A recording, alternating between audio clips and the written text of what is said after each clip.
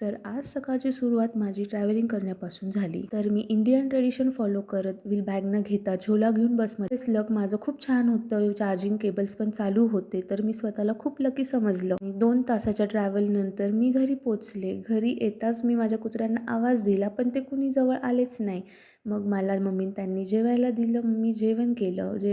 आज मी साबुदाणा खाल्ला बिकॉज माझा उपवास असता. मग किचनमध्ये भांडे माझी वाट बघत होते. मी माझं ॲप्रन लावलं. ॲप्रन लावते कारण मला माझे कपडे खराब करायचे नसतात. मग भांडे घासले.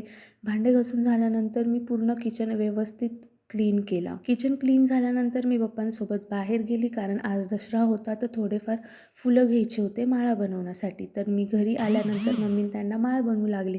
पण इथे टिपू कुठे मला माळ बनवूच देत नव्हता. आय गेस त्याला पण माळ बनवायची होती बहुतेक. तो त्रास देत होता खूप जास्त आणि आम्हाला ते खूप छान वाटत होतं. आज पूर्णपणे इंटरेस्ट घेऊन मी ही दसऱ्याची रांगोळी काढली बिकॉज हे सर्व काम माझी मोठी बहीण करत असते, जी खुशबू, आणि ती नाशिकला होती. सो मी आज रांगोळी रात्रीचे जेवण केले बिकॉज मला खूप भूक लागली होती. दिवसभर उपवास होता माझा. जेवण करत असताना माझा छोटा भाऊ मला मध्ये मध्ये काहीतरी त्याच्या गोष्टी सांगत होता. दीदी असं, दीदी तसं.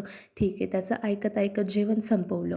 जेवण झाल्यानंतर मी माझी नाईट रुटीन फॉलो केली. टोनर लावून चेहरा क्लीन केला. मग सिरम लावलं. मग हे सर्व झाल्यानंतर मी निवांत मोबाईल बघत बसते. And that's it for today.